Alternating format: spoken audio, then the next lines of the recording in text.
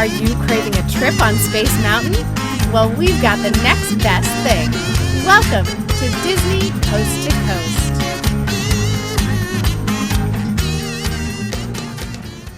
Hey folks, and welcome to Disney Coast to Coast, the ultimate unofficial Disney fan podcast. I'm Jeff DePaoli. And I'm PatrickzFilms. And Patrick. Yeah. We got an email. We got an email. Yeah. You got mail. From name you might know, Jeff Sumner. Does it sound familiar to you? Yeah. He was a genie. He was the genie. Yes, he was the genie in Disney California Adventures, Aladdin, a Musical Spectacular. He shot us an email. Uh-huh. He loves the show. Oh, thanks. And he is very grateful for the love that we, although I think most of the credit goes to you, show of Aladdin, a Musical Spectacular. Yeah, I met him at the final dinner because I was friends with Brandon, who plays Aladdin, and we met there. Yeah. So he checked out the show and really liked it and wished us well. And he played the genie for 8.5 years. And he wanted to let us know that, like, you know, everybody's moved on and are doing well. And he's really appreciative of all of us who are big fans of Aladdin. So Yeah. Is he attending Hogwarts at the moment? No. No. Okay. I don't know. Okay. Well, thanks for watching, Jeff, or listening.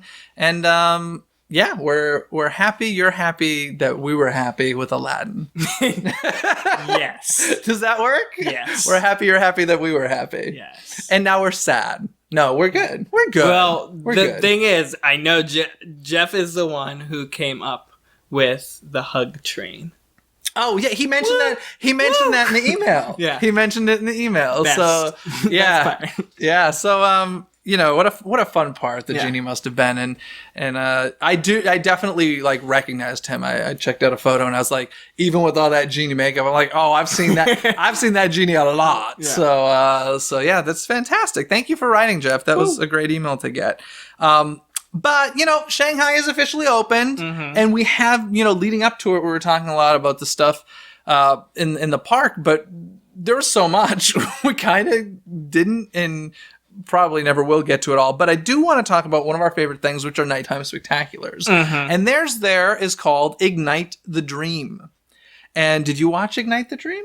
I skimmed through it. Okay. And what were your initial reactions? Lasers, yeah. I was surprised by it, mostly because I thought it was going to be a fireworks show. It's really not. Very little pyrotechnics. The word ignite to me just means fire. This, as a pyromaniac, I think fire when I hear ignite. And it wasn't much pyrotechnics. It's much more map projection. Yeah, I've noticed that in all the... Well, I've only been to the Tokyo Disney, but over there, their fireworks show is very limited as well. Budget, I'm sure it's a lot cheaper not to have fireworks. Yeah, those I things don't know. aren't cheap. You got to replace it constantly. And, you know, it reminded me of the Paris Nighttime Spectacular. I forget the name of it, but it's kind of World of Color. Believe? I believe. I don't know. I don't know. I feel like that's what it is. Maybe. Remember, believe, magic, wonder, fantasy. One of those, I'm sure. Probably. But it's very World of Color. In fact, there's direct rip-offs of World of Color as far as video used and stuff and musical arrangements, which is fine. You know, it's a different country, so they don't have World of Color. But, you know, lots of projection on water because they have this whole... Now, correct me if I'm wrong. Are you ever able to walk through the castle anymore at Walt Disney World? Yeah. When? Because I feel like most of the day it's blocked for shows on the castle stage. Before and after the set block of shows. Okay. Because I was wondering that. I'm like, God, I can't... You know, Disneyland, we walk through the castle constantly to get to Fantasyland. And I was thinking, I'm like, I can't remember the last time I walked, like, through Cinderella Castle. And I was watching this show and I thought to myself, okay, they obviously have a large body of water in front of their castle. Is there a way to get in? And I don't know the answer for Shanghai, but glad to know that Magic Kingdom you can if you show up early enough, I guess. Or stay late enough. Or stay late enough. But yeah, it's a cool show. Let's see. There was a really funny moment where like Mickey is projected on the castle and there's like a Lion King logo and it's like on a door, or a quote unquote door, and he opens it and it goes like, nah, and Mickey like slams it shut, and he does this a couple times, and it was just really funny and shocking. And I was like, oh, all right. Like kind of a weird, quirky little sense of humor for a nighttime spectacular. I thought it was fun. I approve. You approve. Now, something that surprised me is we've talked about like the use of the foreign language, or I guess we're the foreign language there, but the use of not English in the overseas parks. And most of the time when characters are singing, it's in English. Not the case with Ignite the Dreams. We definitely had the Lion King. Simba was singing in Chinese. That was interesting. And Pumbaa, Chinese Pumbaa, sounds nothing like American Pumbaa. So that was weird. So yeah, what else they got? Little Mermaid direct World of Color ripoff stuff. Frozen is a big part of it. Yep. Pirates of the Caribbean section, a Mulan section, an Up section. Now something that was like my favorite section and kind of goes against like the way I think was the Star Wars section. Oh, yeah. I have like kind of a weird issue with Star Wars in the Magic Kingdom. Like to me, it just doesn't fit that. But of course, there's only one park there, so they're going to stick it there. That was kind of cool. Tons of lasers, Lasers. You like lasers? I huh? like lasers. Cool. Lasers, lights, projection, some pyro. But overall, a really beautiful nighttime spectacular. They fit a lot in there. Like the last sequence, they threw Cars in there. They threw Zootopia in there. They threw Monsters Incorporated in there. So it's a ton of Disney, Pixar, Lucasfilm, all that stuff. Everything. Ignite the franchise. Franchises. Ignite the intellectual properties. Yeah. I've noticed, and gonna go off tangent here, but I've even noticed in just all Disney's movies section, Marvel, Pixar, Disney Animation, they're no longer like competing against other companies. They're literally just competing against each other's franchises at this point. What do you mean? Like, I feel like we have a movie come out, and like say Civil War came out. The next weekend, Alice in Wonderland came out. You think of Finding Dory coming out. Oh, I see. Literally, they're fighting each other for the top spot at the box. Like, there's no other... Well, that's interesting, because then they'll just be the top three in a lot of cases. I never really thought about that. That's funny. I think they should make a sequel to Up called Ip, and it's just about intellectual properties. Ip. I don't think they should actually do that. No. Just for the record. But yeah, so it looks like a cool nighttime spectacular. I mean, they're getting repetitive at this point, which is kind of weird thing to say. God, we're so spoiled. We spend so much time in the parks. We're just spoiled is what it really comes down to. But also overseas at Shanghai, they have a show called Tarzan Call of the Jungle, which I haven't found any great videos of. There is like a full-length video out there, but it's really poor quality. But the thing that I found interesting was like, it's in an arena. It's in a very large space. It's a mostly acrobatic show. And I'm just kind of happy to see the Tarzan franchise still alive. It reminded me very much of Tarzan Rocks, which used to be We're Finding Nemo. Do you think so? Ish. Yeah, well, because Tarzan Rocks had like rollerbladers and stuff like that. It's a very like stunt acrobatic show. Yeah. Do you remember what was there before Tarzan Rocks? When that park opened, I saw this show. Nope, not Pocahontas. It was The Jungle Book. They had like a retelling of The Jungle Book, and like I just remember a really cool Shere Khan puppet. Like that's one of the images I remember. And that was outdoor, correct? It was outdoor, and Tarzan was outdoor. And they didn't enclose it until Nemo. Yeah, and then it became a full-fledged theater. Yeah. But yeah. Anyway, that's a nice segue. If we're gonna move on from Shanghai, we're talking about Finding Nemo the musical. Because a little movie came out. Little movie called Finding Dory, which we haven't discussed at all. Nope. What did you think of Finding Dory? I liked it. You liked it? I thought it was definitely a great worthy sequel to Finding Nemo. Wouldn't say like my newest favorite Pixar movie, but I liked it a lot. I kind of loved it. Yeah, I loved it way more than I ever expected to. Like, I went into this being like, okay, it's Disney, it's Pixar. Obviously, I'm going to see it. I really enjoy Finding Nemo, but I wasn't, like, counting down the days to it or anything. And then I'm sitting there like, this is a great movie. And maybe I haven't seen Finding Nemo in a really long time, which is why I'm going to say what I'm about to say. But I think I liked it more than Finding Nemo. Is that crazy? I didn't. I think I like Finding Nemo more. I would be interested in seeing Finding Nemo again, like, soon, and then really being able to say that.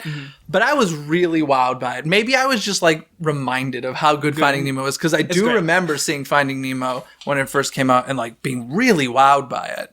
It was, like, Pixar's third movie? Or something like that. 2003, I believe. Yeah.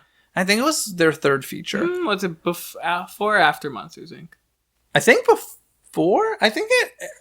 I could be totally wrong. I don't know. I think it's Toy Story, Bug's Life, and then Nemo. I think. I could be 1,000% wrong. But regardless, it's an early one. It's a great one. And this reminded me how great it really is. Before we get into that movie, though, do you want to say anything about the short film before it? Piper, what'd you think? Super cute. It is really cute. It's about a little bird and trying to learn how to feed itself and basically getting blasted by waves. But it was fun. It was cute. It wasn't one of my favorites. Once again, like, the standards are so high for Pixar shorts. I feel like at this point, there's like, yeah, it was enjoyable. It was cute. I think just saying was Pixar knows how to do animation so well that it's almost like not even animation anymore. It's definitely very similar to the scenic design they use in Good Dinosaur. I honestly think, like, in the next 5 years or so, we're going to have to... I think the Academy Awards and other award shows are going to have to get rid of the animation versus live action thing. Because, like, this is totally separate from this. But to me, The Jungle Book is an animated movie. It's not a live action movie. And... yeah, I think we're just going to keep seeing more and more of that. But yeah, the Pixar knows how to make things look real, is what it comes down to. But Finding Dory, any specific moments you want to talk about? I have so many. Me too. First of all, little Dory is adorable. Adorable! Oh, the cutest little fish ever. And whoever the voice actor is, I need to find out who this is. The cutest, I'm going to assume it was a child. Oh, yeah. OMG, so cute. And the great thing is it's not like just the beginning that we see Baby Dory. There's flashbacks throughout the movie. I love Baby Dory. Oh my god, I love Baby Dory. So good. Anything else? My favorite character in the movie, hands down, is Sigourney Weaver. Yes. Okay. This was one of my favorite parts. Please describe what goes on. For theme park nerds, this is the greatest thing ever. Yeah. So, of course, if you've ever been to a theme park or an aquarium, whatever, there's always an announcer. At Disneyland, there's an announcer where they announce different things, showtimes, or whatever. In this Jewel Monterey Sea, whatever the Marine Institute is called, the voice of the entire attraction area is Sigourney Weaver. Yeah. And she announces that it's she's like, hey, I'm Sigourney Weaver. Welcome to the Marine Institute. Here's the attractions. Yeah. But our characters, especially Dory, takes it as like a real person. And she's like, oh, hey, Sigourney. Yeah. I need to go find Sigourney Weaver. Like, stuff. It's so funny. And like, throughout the movie, you'll just hear, I'm Sigourney Weaver. And welcome to... what was it? Open Ocean. Yeah. Oh, God, it's funny. I mean, every time she said it, I laughed my butt off. I really, really, really want, hi, I'm Sigourney Weaver, and welcome to Nemo and Friends at Epcot. Like, I really want that to happen. Yeah. So good. Yeah, it's definitely, this movie's definitely a treat if you're a theme park fan. Oh, too. Totally. It just made me think of Judi Dench in Spaceship Earth. And, so much. It's so funny. It's so ridiculously, stupidly funny. Yeah.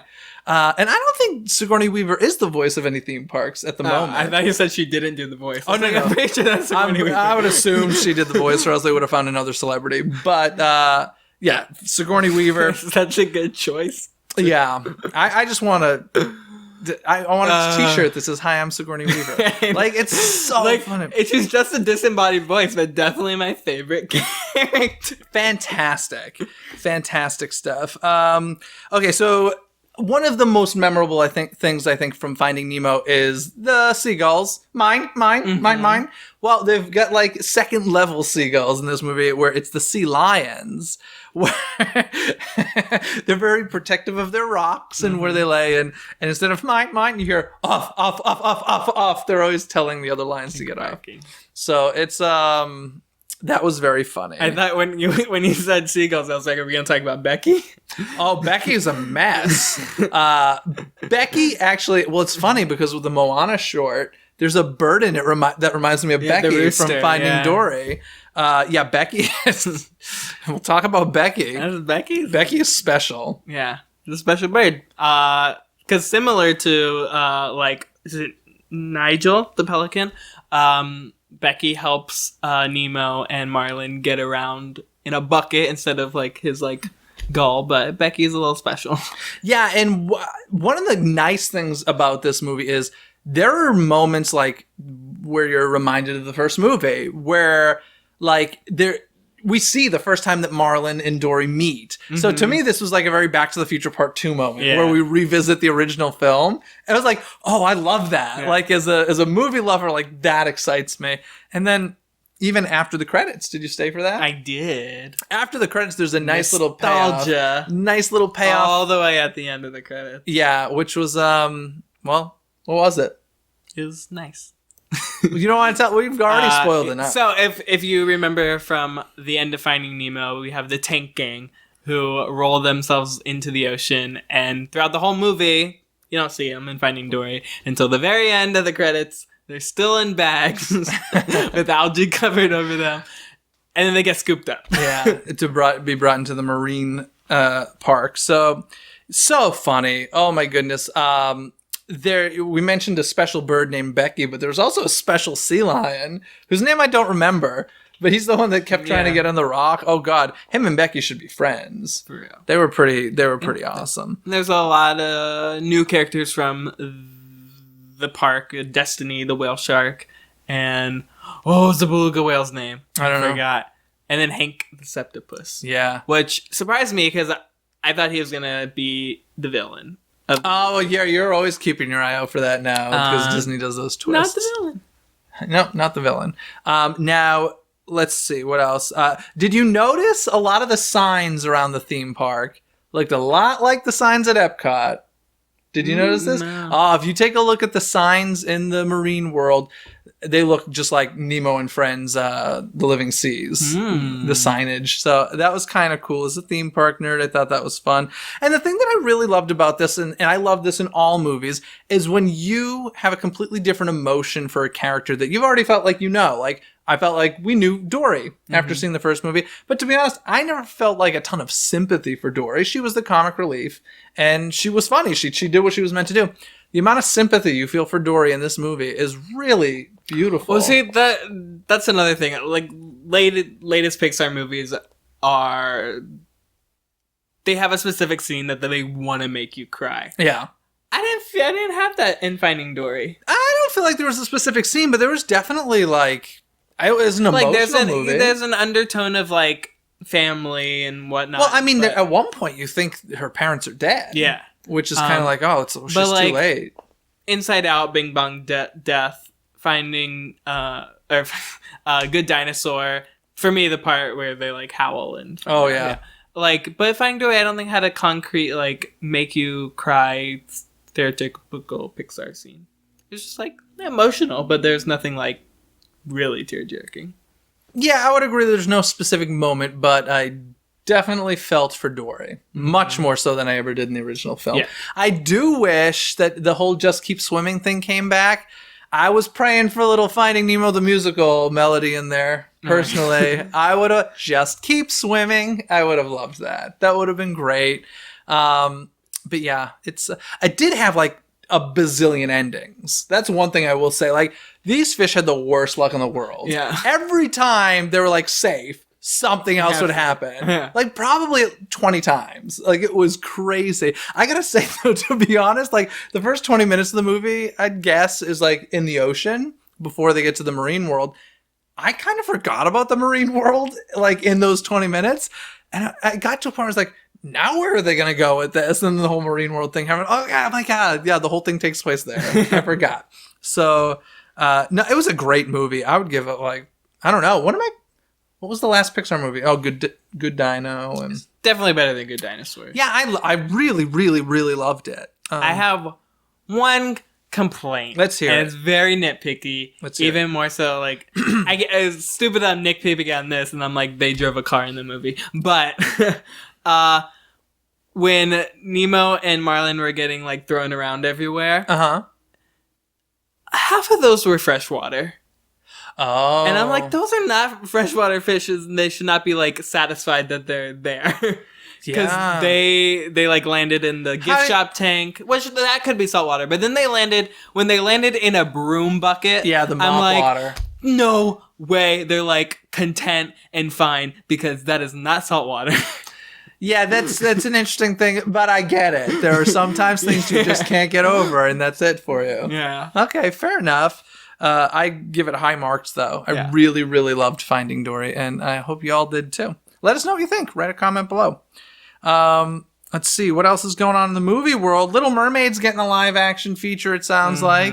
They haven't given dates or anything, but it's in the early... A Disney version, not the Disney, Chloe Grace Moretz. Because Universal's doing a version, which honestly I partially feel like that's part of the reason. Don't get me wrong, I'm sure for a long time they've been in talks. Let's do a live action Mermaid, but I wouldn't be surprised if they're like, you know what, we can't have somebody else take our territory. And so they're probably... They're like, we got the music. Listen, it happened with Jungle Book, and I feel like it might be happening again with Mermaid. You think they're going to push it out faster? I feel like... I don't know if they'll push it out faster. Universal's the one, like, in production. Yeah, totally. I'm not saying as far as the release dates, but I think that they're like, we need to let people know. Like, we don't own Mermaid because we can't, because it's public domain or whatever, but let's face it, we own Mermaid. Yeah. Like, I think that's probably where they're coming from. And I don't know how I feel about this though, because what I've learned recently is I'm really protective of the Little Mermaid. You recently went and saw a big Little Mermaid concert at the Hollywood Bowl. I chose not to for a bunch of reasons, but one of them was like, I couldn't picture other people doing the voices. And I didn't like the fact that, and I had the same problem with Broadway. Like, casting was my biggest problem with the Broadway production. So I don't know. I'm resistant, and I don't know if I want it to be a musical. And you know, Ariel's gonna have a CG fin the whole movie, and I'm sure. So I don't know. Are you excited about this? It's a while away. I'd like to see like footage first. Yeah, I kind of feel like nothing's gonna top Beauty and the Beast, personally. Yeah. And let's face it, that trailer did so well. I'm sure they're like, Mermaid next. It was so funny. During the actual Hollywood Bowl concert, they had an intermission. And they played the Beauty and the Beast trailer. Oh, did they? Like, just up on the screen. Were people really excited? Yeah. Except this one girl next to me I was like, why are you here? She was like, had no idea who the cast of the show was. Oh, somebody dragged her to it. Yeah, but then she was like, the trailer started playing, and she's like, what is this? I was like, literally, you have not seen this trailer? And then she saw the date, and she thought that meant that they were going to do a Beauty and the Beast concert at the Hollywood. She's like, oh, when's that? We got to go to that one. I'm like, in the movie? Yeah, you go to a local movie theater. Yeah, those are people. Yeah. And then while the trailer is going on, she's like listening to the music. She's like, oh, it's Little Mermaid. I'm like, you're literally at a Little Mermaid concert. This is not what's playing. But anyway. Did you keep your mouth shut? Or? Yeah, I was sitting there the whole time. I was like, okay. Did you you were rolling your eyes like crazy, weren't you? I was like, why are you here? Go away. You're like, I know people who could have used that ticket. Yeah. That's so funny. So yes, Little Mermaid. Some other sneak peeks or more info we're getting about is Cars 3, which is happening. And it's interesting because I think they're making some smart choices with it. A new character is a Hispanic female character. She's a trainer for Lightning McQueen, and her name is Cruz Ramirez. This is smart. Listen, you're getting Latina in there, and you're getting female in Cars, which, let's say, is predominantly male-driven, I would guess. I think it's a smart move. supposedly it's going to be closer in tone to the original than the sequel. The sequel was way off. Still haven't You've seen never it. seen it? Wow. You got to see that. No, I don't want to. Okay, fair enough. I won't make you watch that. But the only reason I saw it is because it was part of double feature at the drive-in. Oh, it was like Pirates 4, I think, in that. I was like, that was a bad night. That was a bad night. But yeah, no, Cars 3 is happening. 2017, June 26th. Get ready for female Cars. That's our next Pixar movie, right? Is it? Possibly. Yeah, because they're back to one a year. 2 So next sequels year. in a row. Next year, Cars 3. Yeah. Aw, I don't think bummer. Are we getting Walt Disney Animation at all next year? I don't think we what's are. after Moana? Oh no, yeah, it's Cars 3 and then Coco. Which is Pixar. Yeah, I went back to Pixar. Oh, It's Cars 3 and then Coco is 2008. yeah. So I think they have 2. Yeah, I think Pixar has 2 2017. yeah, I don't know. But I mean, Disney Animation's on that roll too, where they've been releasing one a year. So yeah, well, they did 2 this year, which was massive. Zootopia, and Moana. and So Moana. maybe there's not one next year. I don't know. Yeah, because we got Gigantic after, which is until 2017, I think. So No, that'd be next year. 20. Oh yeah, next year is 2017. Yeah, I don't know. Maybe late next year. We'll see. No official dates Yeah, yet. I guess Gigantic would be the next. But we get Cars 3, Little Mermaid live action, all to look forward to. Cars 3, Coco, Toy Story 4. No, Toy Story 4. Ooh, Toy Story When is that 4. coming? My timeline is all messed up. It's okay. Someone will write it in the comments. Yeah. Speaking of Disney movies, though, they just made a really huge, awesome deal with Netflix. Mm-hmm. Huge deal. $300 million a year they're paying for this on Netflix. If you want to see a Disney movie, Netflix is the place to go. It's the only place to go unless you buy the home video. They made a deal back in 2012 for the exclusive home viewing rights of it. And come this autumn, we're going to get Pixar on there. We're going to get Marvel. We're going to get Lucasfilm. We're going to get Walt Disney Animation. Everything you want to see. Yeah. Which I feel like at one point, didn't they have all the Disney animated movies? They had a couple. I felt like they had a bunch at one point and maybe took them away. Yeah, they had very select ones, but not all of them. Okay, well, times are changing and they're going there, and I think that's a good move. Mm-hmm. I'm excited for it. And because, you don't want to own all of them necessarily, but it's always good to be like tonight. I'm sure you'd be like, oh man, I never saw Cars 2. I should probably pop that on. Yeah. I still haven't bought Zootopia. Me either. I got to get it. I gotta get it too. Zootopia is a good one. And speaking of home viewing, Disney Afternoon is on iTunes. Woo! Step right up and come on in. Here's where the fun begins. Your part. Disney Afternoon. No, there's so much to do. I'm getting ready just for you. You don't remember? Disney Afternoon. That's the end. Yeah. But if you can see DuckTales Rescue Rangers and Tailspin on iTunes now. No word of Darkwing Duck. No word of, the goofy one. What's it called? The Goof Troop. Oh, yeah, Jeez. Goof Troop. Man, that was sad for a second. I kept thinking a Goofy movie. I'm like, that is definitely not Me it. too. I was like the Extreme Goofy movie. Yeah. So yeah, that's pretty cool. So they're rolling out the old stuff, and a lot of that stuff is being remade too. So I'm sure that is part of the encouragement there. Mm-hmm. But anything else you want to add before we wrap it up for the day? Go see Finding Dory. Go see if If you haven't already yet. Go see it again. Go see it again. Go see it It's again. It's good. Yeah, I really liked it. But before Say we hi to Sigourney Weaver. Hi, I'm Sigourney Weaver. That's not even what she sounds like. Hi, Why Sigourney is that Weaver. But I'm Sigourney Weaver from the great movie ride Alien section at Disney's Hollywood Studios. Oh, that's what she should say. That'd be grand. She doesn't even do voiceover in that. No. And they're right. She's just not a static figure, but she's just a figure in that. And now we get her voice. Yeah. Great. Has she done anything Disney? I don't think so. What a great. I mean, you can say Avatar now, but that's still 20th Century Fox. Yeah. I would be very curious to know, what list of names they came up with. Who can we get to do this? And who knows? Maybe she was a first choice. I hope so. It was probably one of the filmmakers being like, you know who I'd like to work with? Sigourney Weaver. And listen, want me to play you? This is going to be a nice paycheck for very little work.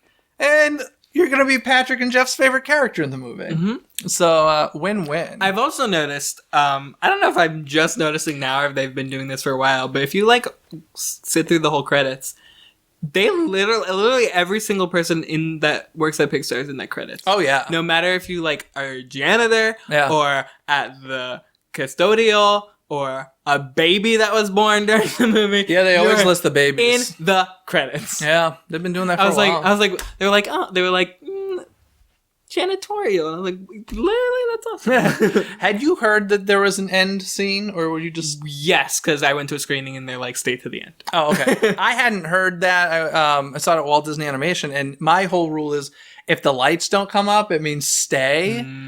But since it was at WDA, I was like, well, they could just be doing that because like they want you to stay through credits anyway. No, yeah. But I was like, oh, I'm glad I stayed. It was a good end credits. There was like a producer message before a screening. They're like, stay to the end. Stay to the end.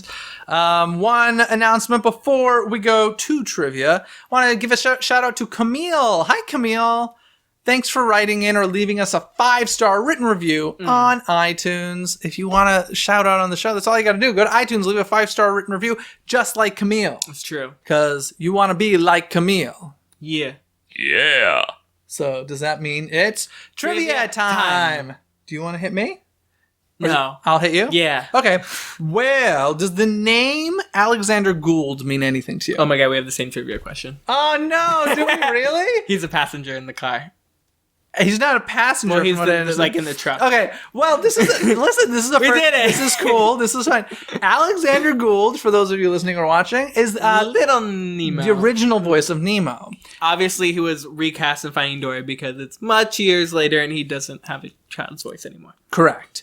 But he still is a voice in Finding Dory, and he's one of the truck drivers, from what I understand. So I think he's the one that's like, "Oh, I'm gonna lose my job" or something like that. Possibly when the truck goes around. Yeah, so I thought that was fun. I think that's cool. Shows loyalty. Nice trivia question. High five. Well, we both knew that one. But did you know that one? Did you? Now go see the movie again and listen out for Alexander Gould. Yes. Yeah. And what'd you think of the Nemo voice match? I think it worked fine. I did too. I didn't notice. Didn't bother me. No, didn't bother me, but I wasn't like, ooh, it sounds just like him. Now the next trivia question for you now. Uh-oh. I thought I got it right. Where's the Cars 3 Easter egg? Where is it? Yeah, because I don't know where it is. What do you mean? You know, every Pixar movie from the previous yeah. Well, I actually did read that there's a ton of like reused characters. So a lot of the cars in the parking lot were used from Cars. And then a lot of like the walk around characters like in the theme park were from Toy Story 3. I know A113, which is the room. Oh yeah, it's the license plate of the truck. Okay. Cool. Also, if you can see this in the trailer too, but when Dory is first brought into quarantine, and she's in the tank, if you look in the back, there's a picture of Darla. Yes, there is. And I'm like, why is there in California a picture of Darla who lives in Australia? Because her relative works in quarantine. And that's why she likes fishes. Yeah. Just keep swimming. Just keep swimming. But yeah. Yeah. So the Cars thing could be one of the cars in the parking lot. I don't know. Oh, possibly. Probably. Yeah. Did you see the Good Dinosaur one? No. When Arlo is thrown into the water, Hank is there. Camouflage. Oh, no kidding. But he's like an outline of him. Cool. It's, so many Easter eggs. So many. Oh my God. Did you see Miss Tilly in Finding Dory? I did. Now, do we know who Ratzenberg voiced? Oh, I did read it in the credits. It didn't stick out to me. Additional voices, or did it say a character? No, he had a character, but it was a small one, and usually he's got a really recognizable voice, and he never like changes it. I just wasn't paying enough attention to, which is good because you don't really. Maybe it was the like dad crab. Maybe. Remember when she's like clipping? Like, that was the pipes, honey. That was a great character. It was a great movie. We can't even. The episode is over and we're still talking about Finding Dory. Or the fish in the beginning. It was like, I heard something. I'm like, I don't hear anything.